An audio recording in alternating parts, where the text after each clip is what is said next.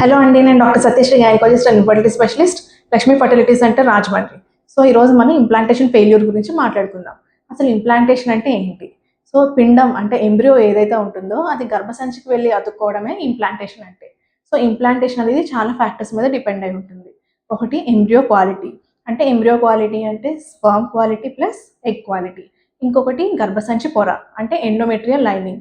కొంతమందికి ఏజ్ పెరిగే కొద్దీ ఎండోమెట్రియల్ లైనింగ్ అనేది థిన్ అయిపోతూ ఉంటుంది. సో దానివల్ల ఇంప్లాంటేషన్ అనేది సరిగ్గా జరగకపోవచ్చు, లేదా ఆ లైనింగ్లోనే ఇన్ఫెక్షన్ ఉండొచ్చు. అండ్ ఇంకా హార్మోనల్ సమస్యలు అంటే ప్రొలాక్టిన్, థైరాయిడ్ కానీ ఏమైనా అబ్నార్మల్గా ఉంటే దీనివల్ల కూడా ఇంప్లాంటేషన్ అనేది ఎఫెక్ట్ అవుతూ ఉంటుంది. నెక్స్ట్ది life style, like smoking, alcohol, ఎక్కువ కాఫీ తీసుకోవడం, కొంచెం లావుగా ఉన్న వాళ్ళకి ఇంప్లాంటేషన్ అనేది ఎఫెక్ట్ అవుతూ ఉంటుంది.